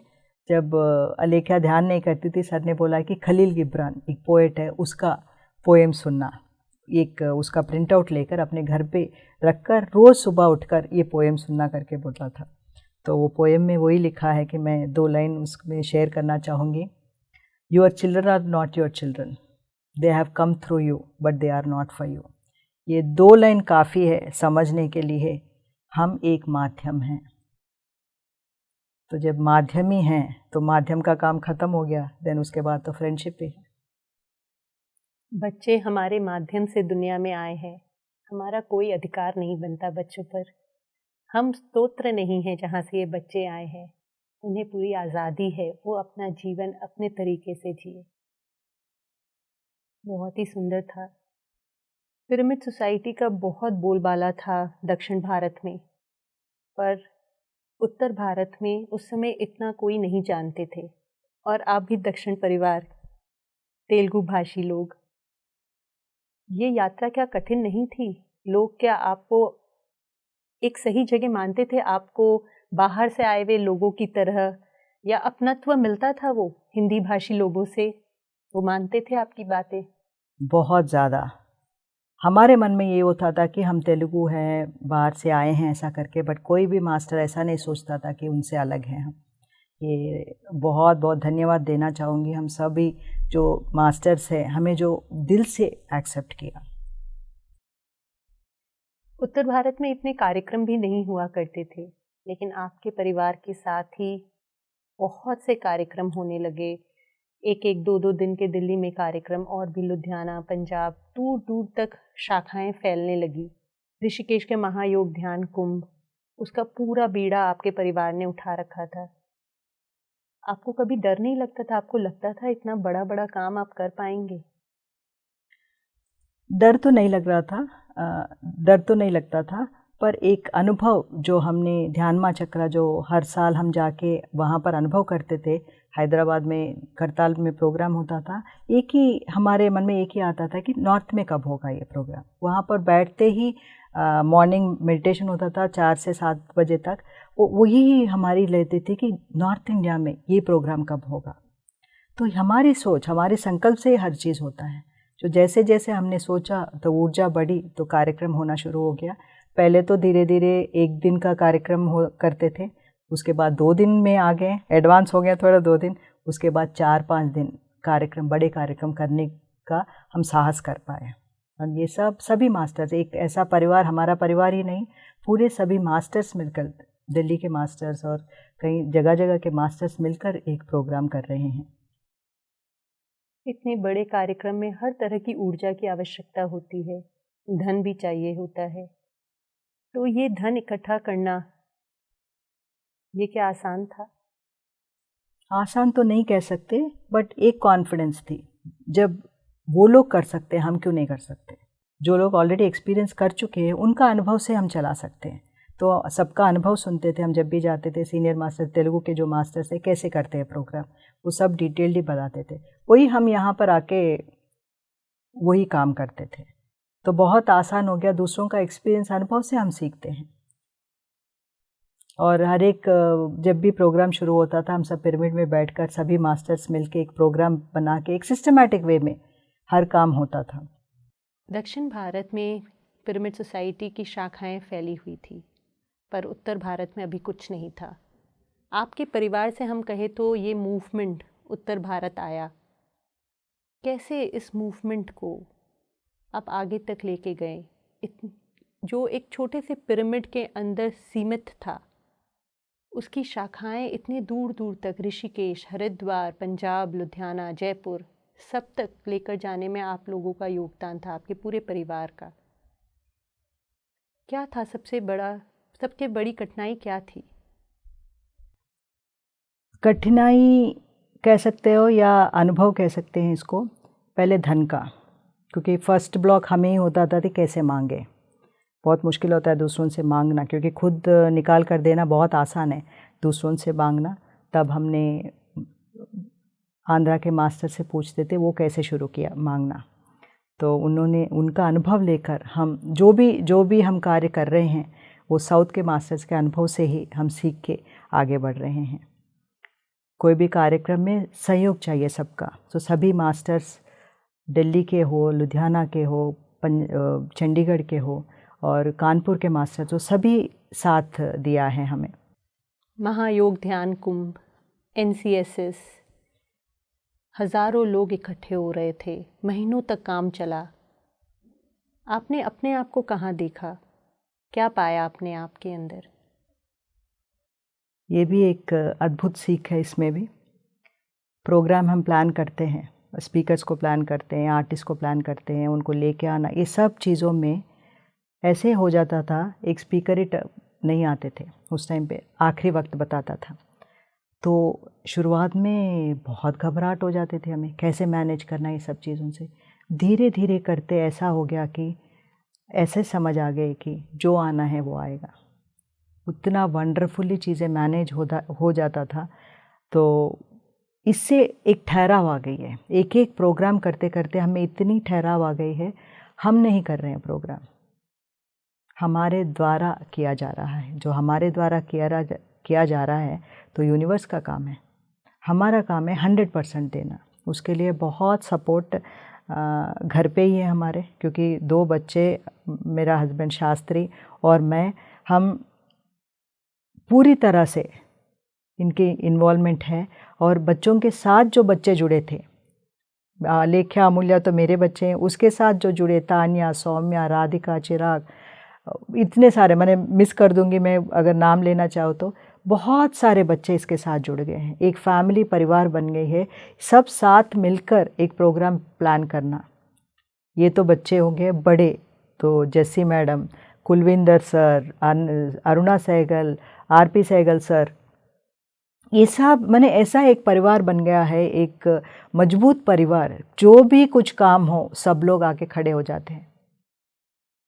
एक इतने दोस्तों को पाया हमने, इतने अद्भुत, मैंने एक सोल फैमिली बन गई है हमारी इस प्रोग्राम के माध्यम से। हर एक ईच डिपार्टमेंट मैनेज करता है, कंप्लीट एक ऐसा पूरा परिवार ऐसा हो गया है कि एक एक डिपार्टमेंट एक बखूबी, मैंने उसमें आप जाके देखने की ज़रूरत नहीं है, वो अपने आप निभा देता है उस काम को। हाँ, इतनी अद्भुत तरीके से हम सबको ट्रेनिंग मिल गई, ट्रेनिंग सेंटर बन गया एक प्रोग्राम हमारे लिए। सब कुछ वहाँ पर सीख रहे हैं हम, और जो कमियाँ हैं अगले प्रोग्राम में हम उसको क्लियर करते थे। आपका क्या रोल होता था ट्रेनिंग प्रोग्राम में? मेरा रोल था किचन का, तो सर का खाना देखना और जो अन्नदान में हो रहा है उनके आइटम्स को देखना, कैसे सबको मिल रहा है कि नहीं मिल रहा है, वो मेरा काम था। हर एक बंदा हर चीज़ में इन्वॉल्व है, प्रोग्राम में जाने तक, वहाँ पर आके अपना अपना काम में बिजी हो जाते थे। मैं दर्शकों को बताना चाहूँगी, जो भी इनके घर जाता, मन की शांति, पेट के भरपूर और आत्मा की तृप्ति के साथ वापस आता था। देने के लिए इनके दोनों हाथ हमेशा खुले थे। जो सेवा की भावना बचपन से इनके अंदर थी, वो इनके हर व्यवहार में, हर काम में दिखाई दे रहा था। चाहे वो छोटा से छोटा कार्यक्रम पिरामिड के अंदर होने वाला हो या महायोग ध्यान कुंभ जैसा बड़ा कार्यक्रम हो, सभी अपनी झोली भर कर लेकर आते थे और ये सब खड़े होते थे देने के लिए। और साथ साथ दर्शकों को मैं ये भी बताना चाहूँगी, इनकी झोली खाली नहीं होती थी। यही वसंता जी हमें बता रही हैं कि हर बार हमारी झोली अनुभवों से भर जाती थी। इतना कुछ सीखने को मिलता था, इतना कुछ होता था बढ़ने के लिए, जानने के लिए। आइए आगे बढ़ते हैं वसंता जी के साथ। कोविड में जब पूरी दुनिया जूझ रही थी, उस समय आपके साथ क्या हो रहा था? मैं भी कुछ अलग तरीके से जूझ रही थी। उस समय सीता इन का बुक पढ़ रही थी मैं, सीता इन अनटोल्ड स्टोरी ऑफ सीता पुस्तक मेरे पास आया था, तो उस पुस्तक को पढ़ रही थी मैं। पिरामिड के नीचे बैठकर ऐसा 2 दिन काम करना, पुस्तक पढ़ना। उस पुस्तक पढ़ते पढ़ते मेरे अंदर जो कॉन्शियसनेस शिफ्ट हो गया था मेरा, इतना अद्भुत अनुभव था। वो लग रहा था कि कुछ मैं बदल गई हूँ अंदर से। उसी समय पत्री जी का फ़ोन आया था, तो बोला मैडम क्या चल रहा है? तो मैंने बताया सर मैंने अभी अनटोल्ड स्टोरी ऑफ सीता का बुक ख़त्म कर लिया है। क्या अद्भुत पुस्तक है सर, क्या बुक आपने सजेस्ट किया हमारे लिए। उस पुस्तक से मुझे पता चला कि मैं ही नहीं, हम सब उस त्रेता युग से हम साथ में हैं। वो अनफिनिश्ड वर्क जो है वो कंप्लीट करने के लिए आप धरती पर आए हैं। इतना आनंद अंदर से फूट कर हो रहा था कि एक रियलाइजेशन, एक पर्पस ऑफ लाइफ, कितना बड़ा प्रोजेक्ट लेकर हम धरती पर आए हैं। बहुत आनंद हुआ। सर ने बोला उस टाइम पे जो ये पुस्तक पढ़ते हैं, जो भी ये पुस्तक पढ़ते हैं, उन सब का भी कॉन्शियसनेस शिफ्ट हो जाएगा। एक बहुत अद्भुत रियलाइजेशन था। उसके साथ ही साथ मेरा मदर इन लॉ के साथ मेरा बहुत सालों से चल रहा था, क्योंकि वो पिछले जन्मों का बहुत बड़ा हमारा एक अकाउंट था, वो इसी समय पे ख़त्म हो गया था। हम बहुत अच्छे फ्रेंड्स बन गए थे। एक अद्भुत अनुभव, क्योंकि हम जो प्रोजेक्ट्स लेकर आते हैं खुद का, तो एक एक करके कैसे ध्यान में आने के बाद धीरे धीरे निकल रहे थे और हम फ्री, हर कर्म बंधनों से फ्री हो रही थी मैं। ये बहुत, कोविड मेरे लिए बहुत एक शिफ्ट लेकर आया। क्या बदलाव आ रहे थे आप में और आपकी सास के बीच के जो रिश्ते में? हमने जो दिया है वही हमारे साथ होता है। तो पिछले जन्मों में मैंने जो दिया था उनको, वो एक फियर, वो फियर उनको देखते ही मुझे आता था। शुरुआत से ही जब मोमेंट मैंने उनको देखा उसी समय से वो फियर मेरे अंदर था। डरती थी, ऐसा कुछ नहीं वो करती थी, वो उसको देखते ही मुझे डर आ जाता था। इतना डर के उनके सामने मैं खड़ी नहीं हो पाती थी। तो जब ध्यान में आने तक वो विक्टिम कॉन्शियस में जीते हैं, मेरे साथ ऐसा क्यों, मेरे साथ ऐसा क्यों। पूरा समय में चुप रही, कुछ रिएक्शन नहीं देती। वो जो भी बोले मैं कुछ नहीं करती थी, क्योंकि ये मेरा इस जन्म का सोल लेसन था कि मैं कर्मा इसके साथ में ख़त्म करना है, छुट्टी करना है। तब ये सीता का अनटोल्ड स्टोरी ऑफ सीता चल रही थी। सडनली मेरे अंदर के वो शिफ्ट के बाद ऐसा हो गया कि वो एक माफ़ी मांग ली मैंने, वो माफ़ी दे दी और कम्प्लीटली हम एक फ्रेंडशिप में बंधे हुए थे। तो तब सर ने कहा था एक बार कि हमारे साथ जो बुरा बर्ताव करते हैं, एक्चुअली ऊपर लोकों में वो हमारे बेस्ट फ्रेंड्स होते हैं। वो रिलेशनशिप मैंने यहाँ पर देखा, वो मेरी बहुत अच्छी दोस्त बन गई है। पिरामिड ध्यान जगत एक अद्भुत पुस्तक, जो भी उसे पढ़ता है ज़रूर बदलाव लेकर आता है। आप उसकी संपादक हैं, मुख्य संपादक। तेलुगु भाषी, हिंदी पुस्तक। कितना कठिन था ये काम? बहुत ज़्यादा, क्योंकि फर्स्ट जजमेंट खुद से ही है हमें ना। हम तेलुगु है करके शुरुआत करते थे मैं, तो सडनली जब सर ने बताया कि आप इसका एडिटर बनिए, तो तुरंत मैंने ना बोला। सर मैं नहीं कर सकती, मैं तेलुगु हूँ, बहुत सारे चीज़ें बताई। बट उसके बाद मेरे अंदर में जो हो रही थी कि मैंने क्या कह दिया, इतनी बड़ी जिम्मेदारी, क्योंकि अंदर में तो था कि ये चीज़ करना है, जो आप करना चाहते हैं वही बाहर आता है, पर ना कह दिया क्योंकि डर की वजह से। तो ये क्या क्लियर करना है मुझे, वो समझ में आया कि ये डर जो मेरे अंदर है मैं कर नहीं सकती हूँ, इसको निकालना है। उसके लिए 6 महीने लगे मुझे। सर जो दिया है प्रोजेक्ट वो मैं तुरंत नहीं ली, तो 6 महीने लगा। 6 महीने मेरे अंदर से एक मंथन चल रहा था कि जो भी, क्योंकि सर प्रिंसिपल्स में जब भी मास्टर का सुनते हो आप, कोई भी काम सर देते हैं तो ना नहीं कहते। तो ये गिल्ट भी आ गया मुझे, तो ये इतना बड़ा गलती कर दिया मैंने कि सर ने जो दिया है वो काम ना कर दिया मैंने। तब जब ध्यानमा चक्र आए थे 6 महीने के बाद, ध्यानमा चक्र प्रोग्राम हुआ था हैदराबाद, तब गए थे। तो ये मेरा क्लियरिंग प्रोजेक्ट था वहाँ पर। तो सर बैठे हुए थे अन्नदाना में, सभी मास्टर्स जो गांव से आए थे वो सबसे बातें कर रहे थे। तो एक एक बंदा अपना एक्सपीरियंस शेयर कर रहा था कि मैं एक खेती बाड़ी करता था, वो बंदा पिरामिड बनाया, बहुत बड़ा पिरामिड बनाया। और एक वेजिटेबल वेंडर है, वो ध्यानमा चक्र के लिए 1 लाख पैसा जुटाकर वो सब्जियां लेकर आता है। इन सब का अनुभव सुनते हुए मुझे अंदर से गिल्ट हो रही थी कि सब कुछ था मेरे पास, हाँ नहीं कह पाई। वो बहुत मुझे अंदर से दुख हुआ। तो यूनिवर्स से 1 मिनट के लिए टाइम मांगी सर से, क्योंकि बहुत बिजी थे उस टाइम पे सर। तो वैसा ही जो मांगो जो मिल जाता है।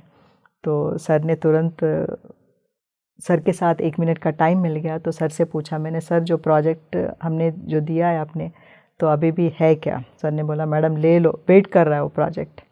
वैसा मिल गया था। तो नाम एक खड़ा होने के, एक प्रोजेक्ट के लिए एक बंदे का नाम या पिक्चर रहता है, बट इसके कोई भी प्रोजेक्ट में एक ग्रुप काम करती है, एक टीम काम करती है। ऐसे ही पिरामिड ध्यान जगत में भले ही सर ने मुझे दिया हो, बट एक बड़ी ग्रुप, सभी औरत इसमें काम करते, सभी हमारे मास्टर्स इसमें काम करते हैं। तो ये अद्भुत तरीके से एक ग्रुप वर्क चल रहा है यहाँ पर। तो ये वही ऊर्जा आप सब लोग महसूस कर रहे हैं इसमें। हिंदी में लिखना, हिंदी में बोलना, और ये कितने हज़ारों लोग पढ़ेंगे, कुछ गलती ना हो जाए, क्या ये डर नहीं लगता था? मैं क्या लिखूं, इतनी बड़ी जिम्मेदारी। बहुत बड़ी जिम्मेदारी थी ये और आपने बखूबी निभाई, लेकिन आपने क्या क्या सीखा? इसमें भी बहुत सारे सीख हैं। जब वो काम करते हो आप, जो भी स्पिरिचुअल काम करते हैं उसमें मग्न हो जाते हैं, जब आप नहीं रहते हो वहाँ पर तो ऑटोमेटिकली जो चीज़ें फ़्लो होनी है फ़्लो होती रहती है। उस टाइम पे आप डिफरेंट ही बन जाते हो। वो पीडीजे का जब काम करते हैं, हम शुरू करते हैं, वो आप अलग हो जाते हो, आप नहीं रहते वहाँ पर, तो ऐसे ही काम चलता है। और इस समय में हमें एक बहुत बड़ा सीख मिला हमें कि पहले हमारे पास 300 सब्सक्रिप्शंस ही होते थे। हमारे हमेशा ये सोच रहता था कि अरे नॉर्थ इंडिया वाले लेते नहीं यार, पढ़ने में इंटरेस्ट नहीं है। काम तो हम 100% दे रहे थे, हमारी पूरी ऊर्जा वहाँ पर दे रहे थे, बट मुंह से जो शब्द निकल रहे थे वो ऐसा कि नकारात्मक, जो नहीं बोलना चाहिए। सडनली एक दिन हमने रियलाइज़ किया कि मैगजीन से सब बोलते हैं बहुत अच्छा है, बहुत पसंद आ रहा है, क्यों नहीं ले पा रहे। तो हमारी सोच ही वहाँ पर उनको बाधा डाल रही है। जब हमने वो निकाल दिया, अभी बहुत अच्छी तरह से 2000 सब्सक्राइबर्स हो गए, सब्सक्रिप्शंस आ रहे हैं हमें, तो बहुत अच्छी तरह से ये चारों जगह फैल रहा है। सर का एक ये विश है कि 1 लाख घरों तक ये मैगज़ीन पहुँचे। पिरामिड ध्यान जगत जो हर 2 महीने से लोगों तक पहुँचता है, इसके साथ साथ आपने 2 महान पुस्तकों को भी संपादित किया, उसके बारे में भी हमें बताइए। इसके पीछे भी एक स्टोरी है। जब भी हम ध्यानमा चक्रा जाते थे, सर का जो कॉन्सेप्ट्स मॉर्निंग मेडिटेशन के साथ होता था वो सब तेलुगु में होता था। जो मास्टर्स हमारे साथ गए थे, मैं उनको जितना हो सके मैं ट्रांसलेट करके बताती थी उनको, बट हमेशा ये लगता था कि इन लोगों के पास ये ज्ञान कैसे पहुँचे। इतनी अद्भुत तरीके से, सिंपल तरीके से सर जो बताते हैं बातें, वो ज्ञान हमें देते हैं। तब मन ही मन चल रहा था कि कोई आके इसको ट्रांसलेट करे। बहुत लोगों से पूछा, आप ट्रांसलेट करके दे दो तो ताकि हम छपवाएंगे सब, बट कोई रिस्पॉन्स नहीं आया। धीरे धीरे करके पता चला कि सर से पूछा, सर हमें ये कॉन्सेप्ट्स चाहिए, क्योंकि नॉर्थ वालों को भी, नॉर्थ इंडियन मास्टर्स को भी ये सब कॉन्सेप्ट्स चाहिए, तो कैसे होगा। सर ने बोला कोई और नहीं करेगा मैडम, आप ही शुरू करो। वैसे ही शुरुआत हुई थी। तब मुझे सोचा कि मैं कर सकती हूँ क्या, एक डाउट आया पहले, बट जब करना शुरू कर दिया, अद्भुत तरीके से ये पुस्तकें आई। मैं और जैसी मैडम बनकर आत्मयोगी भवा, ये ध्यानमा चक्रा के कॉन्सेप्ट्स जो तेलुगु में बताए हैं उसको किया, और बुद्ध बनो, बुद्ध पूर्णिमा का महोत्सव में जो कॉन्सेप्ट्स बताते हैं उसका हमने ट्रांसलेट करके पुस्तक निकाले हैं। बुद्धा फूड्स, आत्मा की तृप्ति। सच में मैं नॉर्थ इंडियन हूँ, लेकिन मैं सारे आपके रेसिपीज़ ट्राई करती हूँ। हमेशा देखती हूँ कि इस हफ्ते क्या आने वाला है। ये मन में कैसे आया, बुद्धा फूड्स कैसे? मेरे मन में नहीं आया, पत्री जी का संकल्प था ये। जब लद्दाख में हम मिले थे तो सर ने बताया कि सब लोगों को बहुत पसंद है। नॉर्थ इंडियन मास्टर्स जो वहाँ पर आए थे वो चटनी सब खाकर, सर हमें ये सब सिखाइए। सर ने बोला मैडम एक यूट्यूब चैनल चलाना, इसका नाम बुद्धा फूड्स रखिए और ये सब लोगों को सिखाइए आप, क्योंकि पूरे प्रपंच में अभी ये साउथ का जो चटनी, वो पचड़ी बोलते हैं उसको, वो लोग सब खाएंगे, वही पचड़ी को सब लोग खाएंगे, तो आप इसको यूट्यूब में दिखाइए करके बताया था। मन तैयार था फिर से कैमरा के सामने आने के लिए? बिल्कुल नहीं था। मैं फिर अगेन घबरा गई कि ये क्या हो रहा है, ये कैसे होगा, मैं चेहरा कैसे बोला, क्योंकि घर पे खाना बनाना अलग होता है, एक स्टूडियो में एक लोगों के सामने बनाना, वो मेजरमेंट करना, ये सब नहीं पता था। तो अगेन एक चैलेंज, एक लर्निंग हो गया, एक सीख हो गई। और इसमें मेरे छोटी बच्ची अमूल्या ने बहुत मेहनत की मेरे साथ, बहुत मेरी सपोर्ट की। कैसे एक एक चीज़ को मैंने तंग किया उन लोगों को कि पहले बताया था चेहरा नहीं आना चाहिए, फिर खाली हाथ आना चाहिए, मैं नहीं बोलूँगी, इन सब परेशानियों को झेली वो, तो तब जाके बुद्धा फूड्स बन रहा है। इसमें अभी बहुत सारे यंगस्टर्स जुड़े हुए हैं, सब बच्चों को। आश्चर्य की बात यह है कि अभी यंगस्टर्स को बहुत पसंद है खाना बनाना। तान्या हो गया, शुभम हो गए, सब जो सेट में आकर वो भी खाना बनाना सीख रहे हैं। साउथ इंडियन खाना बनाना वो अपने घर पर भी बना रहे हैं। क्या सीखा? सामने नहीं आना था और आप बिल्कुल कैमरा के फोकस में हैं अब। क्या रोक रहा था पहले आपको? कौन सी गांठ खुली अब?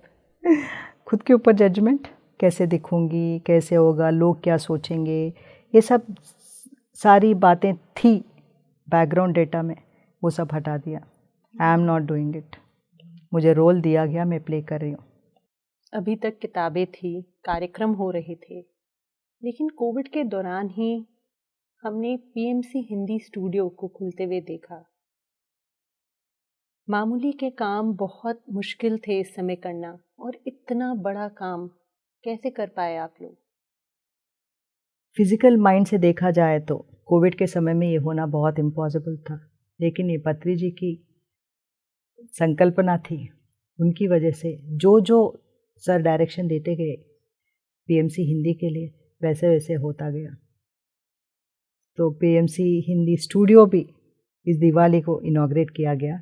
अद्भुत तरीके से एक अद्भुत स्टूडियो बनी। आज हम जो शूट कर रहे हैं वहीं से कर रहे हैं। अद्भुत ऊर्जा है इस पीएमसी स्टूडियो में।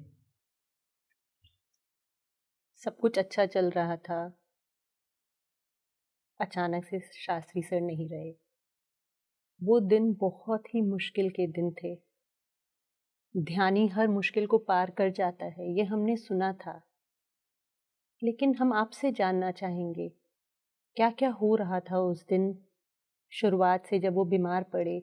नो मेडिसिन, नो डॉक्टर, ये सब हम लिखते आए हैं, सुनते आए हैं। लेकिन जो हमारा हिस्सा हो, एकदम पूरे जीवन एक प्रोग्राम, कहीं भी आप कहें तब भी वो प्रोग्राम रहता है पति, उनको बीमारी में देखना, तो क्या वो आदर्श आ रहे थे सामने, या बीमार पति दिख रहा था उस समय? जब 10 दिन का जो टाइम शास्त्री ने हमें जो दिया, तो शुरुआत हुई थी उनकी फीवर से शुरू हुई थी। धीरे धीरे दूसरे दिन तीसरे दिन से ब्रीदिंग का भी प्रॉब्लम आ गया था। इन सब के बीच में एक मेरे अंदर जो ठहराव थी, शायद मेरे आत्मा को ये पता था कि क्या होने वाला है। एक बहुत ही ज़्यादा ठहराव था। दूसरे दिन जब बहुत उनको फीवर आया था, तो मैंने उनसे पूछा, हर बार जब कुछ भी प्रॉब्लम आता है तुम पिरामिड के नीचे बैठ के क्लियर कर देते हो, पिरामिड के नीचे ही बैठे हो बॉस, क्यों नहीं कम हो रहा है फीवर? तो उन्होंने जो जवाब दिया मुझे चौंका दिया। उन्होंने बोला, तुम्हें लग रहा है कि मुझे फीवर है, मुझे तो कोई फीवर नहीं है, मुझे तो बुखार है ही नहीं। तब आश्चर्य हुआ कि ये किस स्थिति में है। मैंने पूछा कि कहाँ पर हो, किस डायमेंशन में हो, किस स्थिति पे हो? उन्होंने कहा कि मैं शून्य स्थिति में हूँ। वो उनकी स्थिति देखकर बिल्कुल ये नहीं लग रहा था कि वो बीमार है। शरीर को ऐसा लग रहा है कि बीमार है, बट उनका चेहरा इतना चमकता हो, इतना अद्भुत चेहरा था उनका कि पर अंदर ही अंदर एक मुझे पता था जो क्या होने वाला है। मैं शास्त्री से एक बार पूछा, डॉक्टर के पास चलें क्या? क्योंकि उनको ऋषिकेश जाना था, ऋषिकेश में पिरामिड बनाने के लिए, वहीं पर शिफ्ट होना था उनको 2 दिन के बाद। मैंने बोला, टाइम नज़दीक आ रहा है, तुम्हें जाना है। तो बोला कि डॉक्टर के पास चलेंगे जो जल्दी ठीक हो जाएगा। तो उन्होंने बोला, क्या पूछ रहे हो मेरे से? तो ऐसा कुछ अजीब ढंग से देखा, तब मुझे समझ आ गई कि वो डॉक्टर के पास नहीं जाना चाहते, क्योंकि 12 साल में हमारे पूरा परिवार डॉक्टर के पास नहीं गए हैं। किस डॉक्टर को अप्रोच करना है वो भी पता नहीं है हमें। तो ये बात बताने के बाद मैंने सर को कॉल किया, क्योंकि अभी मुझे क्या करना चाहिए, क्योंकि अंदर की आवाज़ कुछ और बता रही थी। तो सर से पूछा मुझे क्या करना चाहिए। सर ने एक ही जवाब दिया कि बी ब्रेव। उससे ही मुझे हिंट मिल गया था मुझे कैसे रहना है, क्या करना है, आगे क्या करना है। तो अपना ड्यूटी निभाती रही, just as a supporter, as a friend. जो वो खाना चाहते हैं वो देती गई, बट मन में एक भी विचार नहीं। तो उसी टाइम पे एक सर का वीडियो भी आया था कि एंजल्स रहते हैं, एंजल से जो भी मांगो हो जाता है। मुंह तक बात निकला कि उन्हें ठीक करो या उनकी मदद करो, नहीं आया, क्योंकि वो खुद मास्टर है, वो चाहिए तो खुद मांग सकते हैं। मैं कौन उनके बीच में इंटरफेयर करने वाली। ऐसे बहुत सारे इंस्टेंस आए। फिर खुद को, ही इज़ ए मास्टर, उनकी चॉइस के ऊपर छोड़ दो, उनको पता है क्या करना चाहिए। हर बार मेरे अंदर से मैसेज आया तो मैं उसके इसमें किसी चीज़ में इंटरफेयर नहीं किया। मैं ही नहीं, मेरे दोनों बच्चों ने भी, अलेख्या अमूल ने भी इतना सपोर्ट दिया उस टाइम पे। एक मिनट के लिए भी उन्हें एक दुख या उनको देख कर एंटरटेन करते रहे, उनके साथ बातें करते रहे, बहुत सारे वीडियोस भी निकाले, रिकॉर्ड में किया। उनकी स्थिति बहुत उच्च लोगों की बातें करते रहे। वो वहाँ पर कैसे हो रहा है, कहाँ चल रहा है, वो सब बातें करते रहे। ये सब रिकॉर्डिंग भी अलेख्या करते हुए बातें करती रही, अमूल्या भी ऑफिस से आके बात करना, उनके साथ टाइम स्पेंड करना। एक 10 दिन जो शास्त्री ने हमें दिया है, एक अद्भुत समय था हमारे लिए, क्योंकि हमेशा वो बिज़ी रहते थे, कहीं ना कहीं प्रोग्राम में, घर पे रहते तो फ़ोन पे चलते थे। पहली चीज़ वो किया कि फ़ोन को स्विच ऑफ कर दिया फर्स्ट डे, अपने आप ही फ़ोन को टच नहीं करा। कोई फ़ोन आता, पत्री सर से भी बात नहीं किया। तो एक आत्मा को तो पता ही है क्या चीज़ें हो रही है, क्या चीज़ें होने वाला है, पर एक तटस्थ स्थिति क्या होती है, एक विटनेस कॉन्शियसनेस क्या होता है, वो मैं महसूस किया उस टाइम पे। कौन से लोगों की बात करते थे वो, क्या बताते थे आप लोगों को? वो बोलते बहुत सारे मास्टर्स यहाँ पर है, क्लासेस ले रहा है, पत्री जी भी वहाँ पर है, इतने लोग हैं, आ रहे, जगह है क्या बैठने की, मैंने कुछ डिफरेंटली, सभी सफ़ेद कपड़े पहने हुए, मैं इतने क्लासेस ले रहा हूँ, मेरे पास टाइम नहीं है। वे कुछ समय के बाद बात करते हैं। हर दिन उनकी शारीरिक हालत बिगड़ती जा रही थी, मन में ये पता था, लेकिन क्या ये ऐसा नहीं लगता था कि मैं जिम्मेदार हूँ, आई एम रिस्पॉन्सिबल, शायद मैं बचा सकती हूँ, एक पत्नी का धर्म, क्या वो आड़े नहीं आता था? नहीं, वही मैं जब मैं बता रही थी, हर बार जो भी मन में आए, कुछ मांगो उनके लिए, इमीडिएटली मन अंदर से आता था कि नहीं, वो मास्टर है, वो खुद जानता है, मैं इंटरफेयर नहीं करूँ उनकी जो प्लानिंग में, वैसे ही मन में लग रहा था। पूरे घर के लिए वो आदर्श थे, सारा काम सबसे आगे बढ़कर वो करने वाले थे। यदि कुछ हो जाता है तो हम सबका क्या होगा, कैसे काम आगे बढ़ेगा? पिरामिड सोसाइटी उत्तर भारत में, आप, ये सब प्रश्न नहीं आते थे? कुछ भी प्रश्न नहीं, साक्षी भाव, बस जो हो रहा है जो हो रहा है उसको देखते रहना। बहुत सारे फ्रेंड्स भी, रिश्तेदार भी फ़ोन करते रहे, मैं किसी को ये भी नहीं बताया कि शास्त्री का तबीयत ठीक नहीं है। सब परेशान हो गए जब उनका बॉडी वेकेट हो गया, तो पता ही नहीं कैसे हो गया अचानक, मन में भी नहीं आया, क्योंकि वो भी लोगों का सोच भी इसमें ना आए, ऐसे प्लानिंग हुई थी,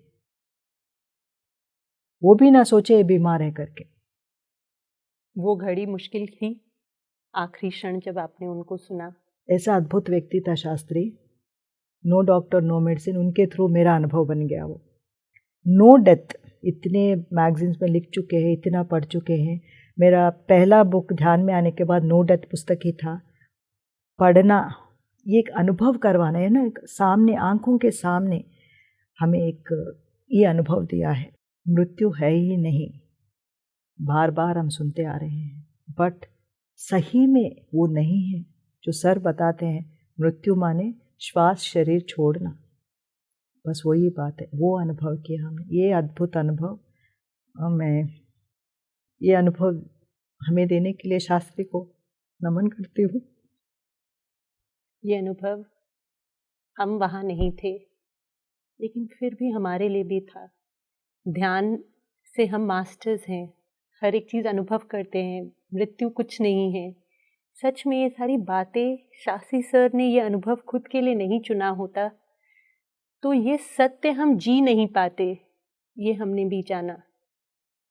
उस सत्य को जीना और अपनाना, एक्सेप्ट करना, शायद हम सबकी प्रगति के लिए, जैसे आज तक उन्होंने सबकी प्रगति चाही, सबकी उन्नति चाही, उन्होंने अपना ये शरीर छोड़ना भी इसीलिए शायद चुना कि जितने भी ध्यानी हैं, हर एक ध्यानी के मन में ये होता है बीमार नहीं पड़ सकता, मृत्यु क्या है, वो ख्याल ही नहीं आता। लेकिन इस वास्तविकता को अपनाना कि शरीर अवश्य नश्वर है, शरीर का अंत होता है,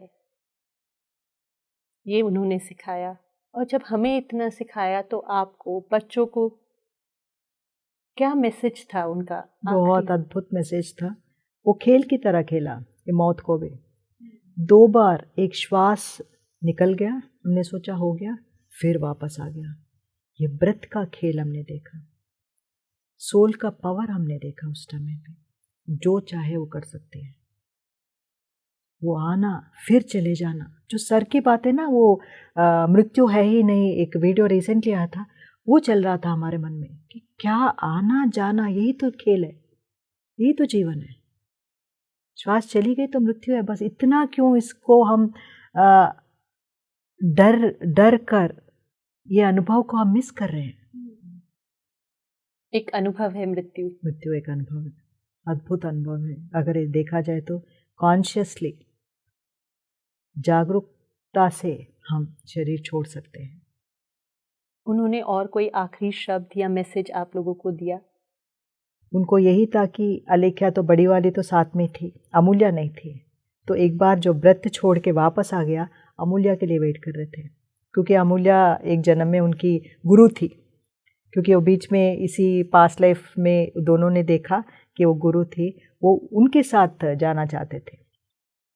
तो अमूल्या जब आने में उनको 10-15 मिनट लगा, वेट किया। ये तमाशा हम देखते रहेंगे कि क्या हो रहा है, क्या है उनका। ब्रीदिंग नॉर्मल हो गई थी, नॉर्मल दिखने लगे, एक चमक था, रोशनी थी चेहरे पे। हमारे साथ डॉक्टर सौरभ रंजन भी थे साथ में। ये चमक थी। जब अमूल्या आया, उनको देखा, उनके आंखों में आंखें डाल के देख के उनके हाथों में ही शरीर छोड़ दिया। विश्वास कर पा रहे थे आप कि वो जा चुके हैं, शरीर जा चुका है उनका? विश्वास था, देख रहे थे, पता भी था हर चीज़। हमारे सबकॉन्शियस माइंड में हर चीज़ स्टोर्ड है, वो स्टोरेज से बाहर आ गए, ये सब होने वाला ही है।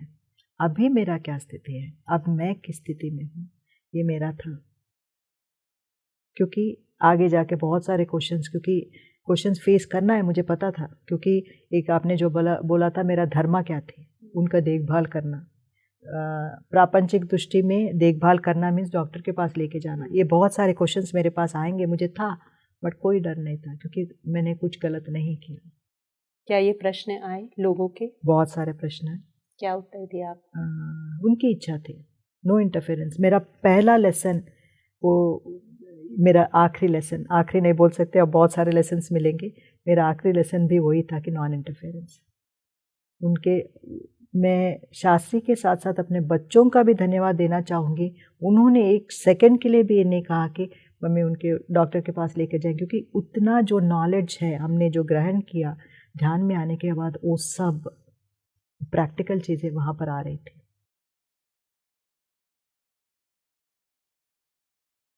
आसान था लोगों को समझाना ये बात? जब आप क्लियर होते हो, जब आप में स्पष्टता है, आप सत्य के साथ हो, वो भी मान जाएंगे। आज उनकी ऊर्जा कैसे आपके साथ है? आज आपको क्या लगता है? शारीरिक रूप से वो नहीं है, लेकिन उनकी ऊर्जा, आप ही क्यों, पूरे नॉर्थ इंडिया, पूरे पिरामिड सोसाइटी आज भी अनुभव कर सकता है। लेकिन कुछ विशेष आपको ऐसे अनुभव कुछ हुए हों? ऐसा तो कुछ अनुभव नहीं है, क्योंकि अभी जो सर का ही बताया हुआ, जो बंदा काम फिनिश करके चला जाता है, उसको बार बार याद करना, उसके लिए रोना, ये सब तो अभी नहीं है। जिस काम के लिए वो गया है, he must be busy with this work, वो तो खाली बैठने वाला नहीं, ऊपर लोगों में भी यही काम करता रहेगा। डेफिनेटली जिसको सपोर्ट चाहिए, डेफिनेटली वो देता होगा। तो ऐसा स्पेसिफिकली मैंने वो नहीं सोचा कि क्या कर रहा है, बट एक आनंद है, ऐसे लाइफ पार्टनर, ऐसा सच्चा दोस्त के साथ मैं रही। जाते हुए उन्होंने आप सभी को क्या संदेश दिया? Be an observer. और आप बखूबी निभा रही हैं। जीवन जो लेकर आ रहा है, उसे खुले दिल से अपना रही हैं, बिना किसी शंका के, बिना किसी डाउट के, बिना किसी डर के, भरपूर तरीके से अपना जीवन आप जी रही हैं। अपने बच्चों का साथ दे रही हैं और साथ साथ लाखों ध्यानियों के जीवन को आप सपोर्ट कर रही हैं, सहयोग दे रही हैं आगे बढ़ने में। ये सुंदर कार्य आपका हमेशा चलता रहे मैडम। हजारों लाखों लोगों का जीवन आपके हाथों बदलता रहे, आप माध्यम बनी रहें इसी तरह से। आपका बहुत बहुत धन्यवाद। आत्मा वंदन। ऐसी अद्भुत कहानी होती है एक ध्यानी की। जागरूक कहानी, होशपूर्ण कहानी। यूँ तो हर एक व्यक्ति की एक कहानी है, लेकिन वो व्यक्ति यदि ध्यानी हो, जागरूक हो, तो कुछ अलग हो जाती है कहानी। ऐसी कहानी और लाखों दिलों की कहानी को बदल देती है। ऐसे ही आपकी कहानी बदलने आ रही है ये आत्मा की कहानी, आत्मा की यात्रा। फिर मिलेंगे हम एक और कहानी लेकर, जीवन बदल देने वाली कहानी, उत्साह बढ़ाने वाली कहानी। तब तक के लिए धन्यवाद।